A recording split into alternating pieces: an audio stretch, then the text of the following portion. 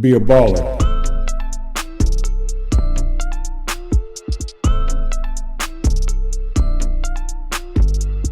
Welcome to Be a Baller podcast, where we discuss how to build a lifelong legacy. I'm your host, Coach Tim Brown. Today we'll be talking about building a legacy in sports with special guest, PGA golf instructor and founder of the Hammond Golf Academy. Before we get started, let's hear a word from our sponsor. The courage to fight and the faith to believe. We're strong in numbers, moving with a purpose. We're not just a number, we're in the number, the brand that counts. Visit us at inthenumber.com. Today on the show, we're excited to have Gerry Hammond. Gerry's been on a mission to expose inner city youth to the benefits of the game of golf. He started the Adopt a Junior Golf Program and First Tee of Columbus. Now he has started the Be Counted Foundation. Gerry is building a lifelong legacy in sports. Gerry, welcome to Be a Baller podcast. Glad to be here. Yeah, I'm just excited for this interview. Part of our podcast, part of this series is with young men or person who have built a legacy in sports. Mm-hmm. And that's been your calling card, for years. But here's a question, though. As you were growing up in Columbus, being the son of the city council president, Gerry Hammond, and being his namesake, how was that growing up in Columbus? It was interesting, to say the least. Yeah. As a young kid, you're not really cognizant and aware of just the role he played. Mm. So, sometimes there was good treatment, sometimes it was bad treatment. And it was just trying to juggle that, you know what I mean? So it was, like I said, it was interesting. Like, I know when we lived over on Kelton Avenue, mm-hmm.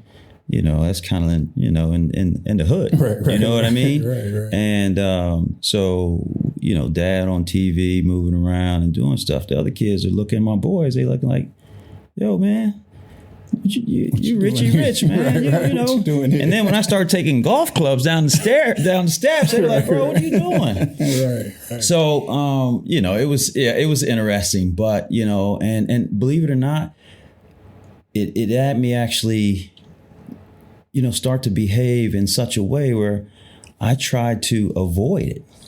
Not knowing that it was a blessing for me. Yeah. But I wanted to fit in. I was so young that I just wanted to fit in. I wanted to be with the fellas. I didn't want to be different. Right. You know what I mean? And so I would kind of give pushback, and be rebellious as a kid, just to say that, hey, fellas, I don't know what they're talking about. Hey, I don't know what they're doing, Right. So, but, and it wasn't until later that I realized it. But along the way, I'm swimming upstream, you know what I mean? And then when you get over, like, hey, this ain't not how this thing's supposed to work. So, so it was interesting. That's and, good. And the funny thing about it is, man, Tim, I wish he was here today, because he had knowledge, man. Right. He was powerful. Yeah. And, and I just being older now, just doing the things that I'm doing in life, I wish I could just pull on it, but he left enough back. Amen. Yeah, you know what I mean? For me to be on my way and do what I do. People, I remember pastor asked me, he says, now that your dad is gone, he said, you got some big shoes to fill. And I ain't say it at the time, but in my mind, I'm like, my feet are bigger than his. All right, man. But it's been interesting. Yeah. As you think back on that, looking at it now, what does the Hammond name mean to you, one? And what life values did you learn from your dad and your mom as well, who was a long-term educator in Columbus City schools? I think I learned everything I was supposed to learn, and I'm still learning. But again, the foundation was really strong and established, learning, to give back, to help, to support. Dad being in politics and helping the Black community, mom being a teacher. I got it honestly. Yeah. You know what I mean? I couldn't run from it. Right. So here I am today doing those things that they both did, but on my own platform, through golf. So, the Hammond name I hold in high regard, and, I don't take that lightly. I want to represent. I mean, they've done so well, and these things continue. So this legacy has started, and it needs to continue. So, and it's not always easy. Right. You know what I mean? It's there's no guarantees. We know if anybody had a hard walk, we know Christ had the hardest of them all, right? So you can only imagine. We're going to have some trials too. So, but yeah, the name is beautiful, man, and I'm proud. I'm glad, and I'm gonna give it everything I got. Good. In the book that I wrote, I talk about how we have to value the name and add value to the name. Right. Generations keep adding, protect it and add value to it. As we talk about your sports journey, it was a little different. You actually played college basketball. How did you eventually get? And you played college basketball and college golf. How did that happen? So again, the golf thing, I got a lot of pushback from the fellas in the neighborhood. Like, bro, what are you doing to them clubs, man? You Richie Rich? What's going on? We don't play no golf. So, I was still doing, we had started with basketball, football, track, the regulars that we did. And so I developed a love for basketball, football, all those sports. And, it took me all through high school and then on to college and playing at OU. But, along the way, Dad had introduced me to the game of golf. And believe it or not, I tell this story all the time. My first hook was I hit a ball at Airport Golf Course. And now, mind you, he used to just take me on Sunday mornings with Jimmy Roseborough and Marty Hawkins and some of the guys. And my MO was just to ride in the cart. Right. That's all I ever wanted to do. I wanted to ride in the cart, and then I would jump off every now and then and try to catch tadpoles in the pond over there, right? That was my thing. Right. I used to take tadpoles home and put them in my sock drawer. My mom would go crazy on me, right? So it was just a wild thing. But I one day I grabbed a club out of his bag and I dropped the ball, not really knowing anything. And just emulating and trying to do what I saw them do, man. And I remember it was a hole 5 at Airport Golf Course, man. I remember like it was right now. I took a swing, man. That ball shot up over that tree. Wow. And that was it. I was like, whoa. Wow. I was like, man, what we got here? Right. And from there, he saw that I had an interest and just started, nurturing that, started getting me lessons. And, so I really started taking to the game. And then again, as I started to realize that, these things were blessings for me.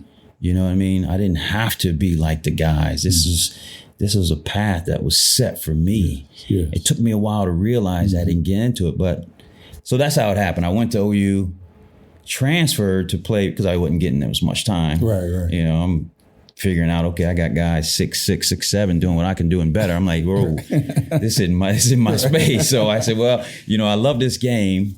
And, I always wanted to be an athlete, right? Professional sports. I didn't really see myself doing anything other as a kid. So, this golf had already been kind of introduced and situated. So I went head first with golf. I transferred actually to play basketball at St Augustine. Oh, wow. And so I could get some playing time.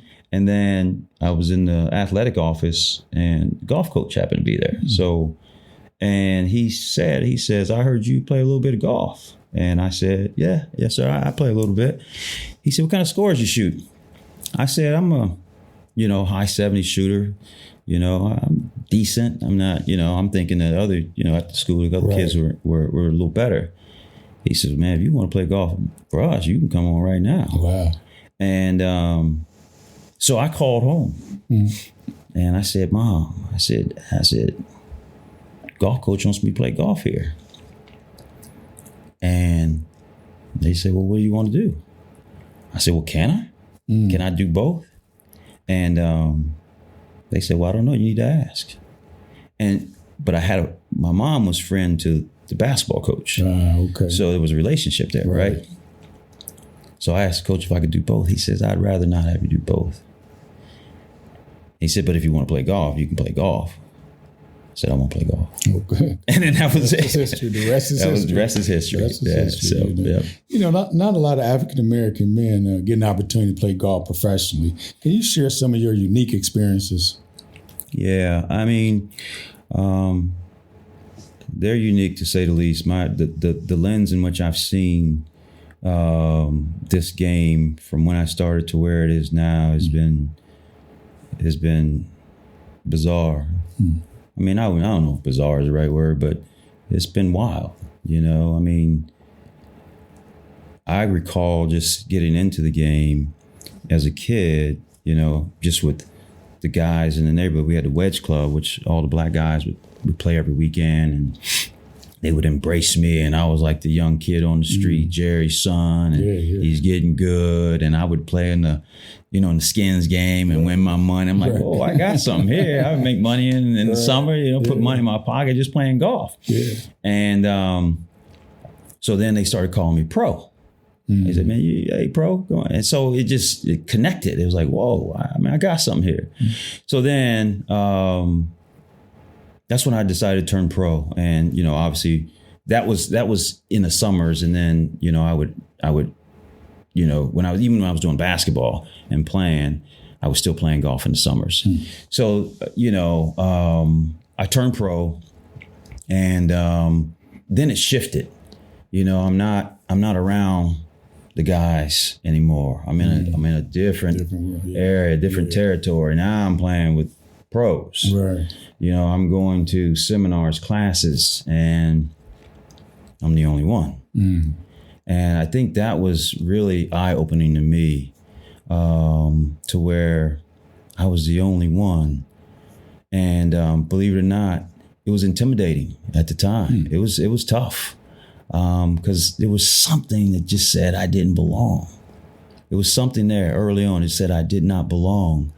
And so I was a little fearful, and a part of me just wanted to make friends, you know, because I'm the oddball. Right. I don't fit in. I'm the only one. So I'm kind of thinking, man, I don't know if I'm be here. So anyhow, that being said, I wanted to fit in, and I started just being a certain type of guy, having a certain behavior, and just to fit in, you know what I mean? And not really rub elbows, go against the grain, that whole feel. And that got to be really painful. That got to be exhausting, and it was fake, and it didn't do me any good. You know, I was scared to play at a high level, play well, like I did when I would play with my guys. We played with the guys in the Wedge Club. I'd go out and shoot 72 like it was nothing. Right. Get out here, I couldn't crack an egg when I played with the pros, you know? So, and then that's when I realized, yeah, if you keep doing this, you don't belong. And it just took time, you know, for me to realize that. And then I remember one day I told my dad, I said, Dad, I'm going to go get it, man. I said, I need to win. Right. I need to win. And he just looked at me and smiled, man. He looked at me and smiled. That's all he did. That's all he had to do. And then from there, that was it. I just started playing. I played with intensity. I played with a passion and an intent to win, you know, to say I do belong. Yes. You're no different than me. I'm no different than you. But I got game. You know, I'm a baller. I can ball. You know what I'm saying? Be a baller. So, and that's when I started to get the respect. Now, you make enemies along the way. Obviously, you get some haters, but that comes with the territory. And I had to deal with that just like I dealt with the other stuff.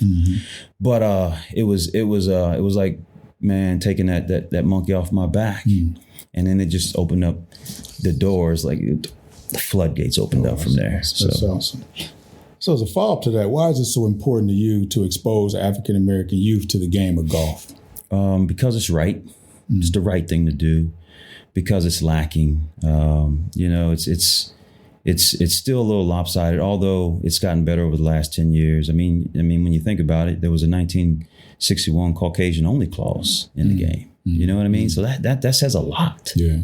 You know, so there was already, you know, you're going against the grain, you know, as a black young man or female trying to get involved with this game, learn this game. And the game, honestly, Coach, the game is like, it's beautiful, man. I mean, the things that it has done for me, the people you meet, the places you go, the social capital that's associated to the game is like no other. And, you know, with that, I mean, I've been able to do some very good things, but I just know that there's other individuals out there and kids more talented than what I am. And if given that opportunity, there's no telling where they could go. You know, so that's why.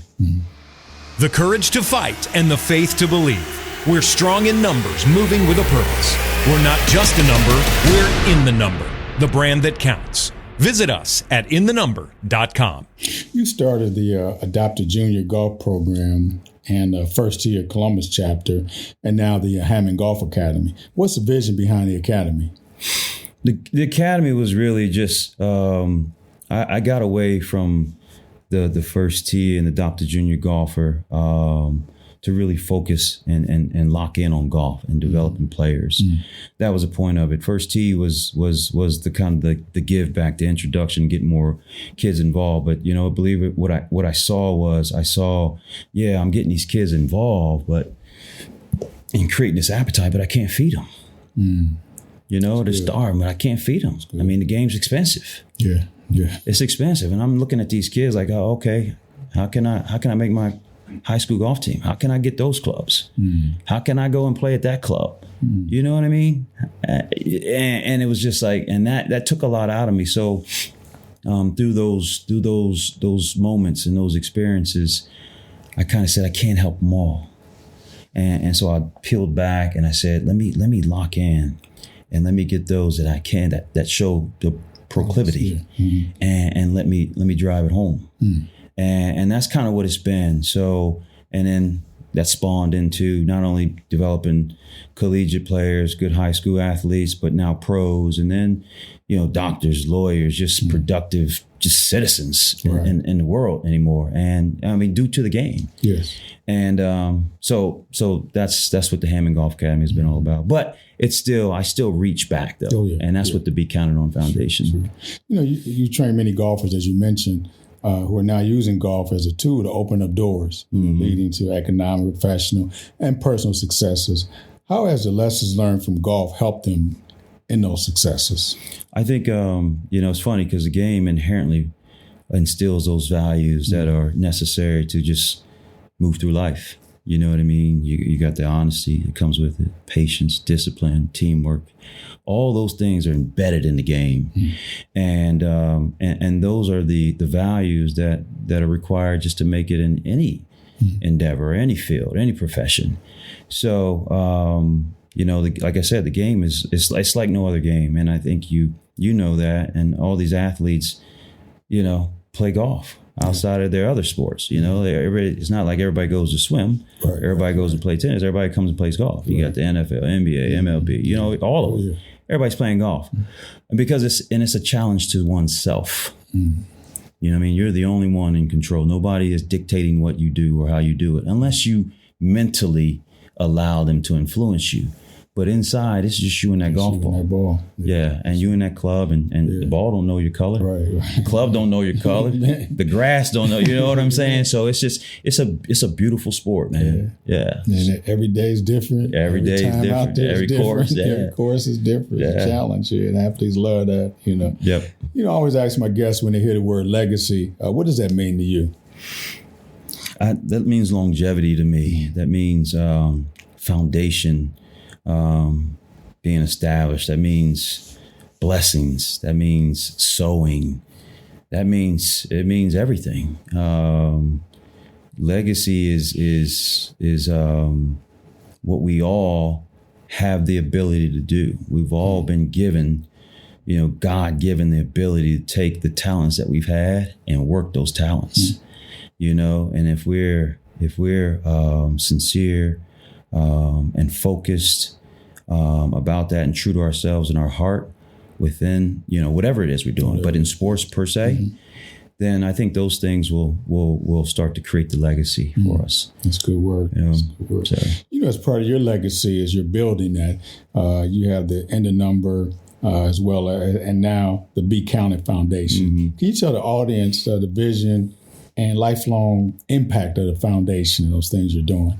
Yeah, it's funny. I mean, you know, again, golf has taken me to some tremendous levels, and I've made inroads and met some phenomenal people of all walks of life. You know, billionaires to just, you know, people with a, you know, ordinary day job, but you know, we're all in this thing together. But so But God has allowed me to use this platform, and He gave me another calling within the number. And so now I'm using in the number to still within the golf and on the platform, but to bring people together. His charge to me was He wanted to show His strength here on earth in numbers, and that's how in the number was birth. And my mission and my goal is to get us all in the number. Doesn't matter what you look like, where you come from, where you've been, we can all be counted in the number. And it's the universal law, and it's very simple. But the gesture is simple too, to be counted and counted on, be in the number, get your number. But the outcome is profound when we all come together. And my goal is to get us all together, one time. If we come together as a human race, man, we'd be surprised what we could do. And it's daunting, and He put it on me. And but He knows I'm gonna take it on. What I mean? And I'm gonna get it done. Now, to what degree and what level, we don't know that yet. So hopefully that's a part of the legacy, and that thing is still being written. So the Be Counted On Foundation is there to kind of be that give back and that support to retrieve some of the monies, because I've got a 51% kind of play that comes out of the clothing that goes into the foundation. I chose 51% because in the number is God's company. It's not my company. He's majority. You know what I mean? So 51% of the net profits from the sales of the social kind of clothing line go into the Be Counted On Foundation. And those monies are designed to take care of 4 areas: education, health, environment, human rights. And I chose those 4 areas because those are the 4 areas that we need as a human race, as a species, to exist. We got to be educated to function in this world. We got to have our health. The environment has to be conducive for us to sustain and live. And I don't have to speak to human rights, right? But again, you don't have to like me. I don't have to like you, but we can still do something together that allows us to still be us and do that, be it wrong, right, and different. And that's what I don't want. I mean, I don't want to try and really change you. I do, right? But I want the event, the coming together, so you can see. And we hear it all the time: better together, stronger together. And that's what He said: strong, strength in numbers. And I think we're all His creation, so that's what we're doing. Yeah, it's powerful. And I've seen it grow, and I've seen your commitment to this. Not to waver at all. No. That front line. As we come around the corner and wrap up, lastly, can you challenge the audience, particularly athletes, on how to use their God-given talent to build a legacy in sports, a lifelong legacy that'll be around long after they're finished playing the game? I think, I would say, keep cultivating your heart, your craft, because that's what's going to guide and direct, all athletes to give it their best. You know what I mean? To realize that, you do have a talent, and don't take that talent lightly. That talent is a gift. It's a gift. Yes. And, I was just, it's kind of like the parable, you're giving these talents you give, you got to work that thing. You got to plow, you got to sow. Right. You know what I mean? So I challenge and encourage all athletes, all people for that matter, but athletes in particular, because, I'm a professional athlete, and, I know this thing of being a baller, man, is beautiful. You know what I mean? I love what you're doing. And, it just shows the intent, and sports is a very powerful platform. So I encourage every athlete, to really grow in Christ, because he's the orchestrator of it all. So you keep those things intact, and I think that He'll take care of the rest for us. Well, Gerry, as we come to end this episode, I want to thank you for your time, and most importantly, I want to thank you for answering that call. That call. I appreciate it. And continue to be on the front line. And I want to encourage you that there's more for you than there are against you. That there's a lot of people that are in the number, growing and building every day. Right. So thanks for joining us for this informed discussion on building a legacy in sports. I hope that this episode was beneficial to those who listen to it. This is Coach Tim Brown. As always, thanks for listening to Be a Baller podcast. If you enjoy our show, please share this podcast with your family and friends. Be a Baller podcast is available on all major podcast stations. Be sure to come back next week as we continue to discuss on how to build a lifelong legacy. Until then, don't forget to be a baller. This podcast was created by Coach Tim Brown. It was edited by Teron Howell and produced and recorded by the video production class of Worthington Christian High School.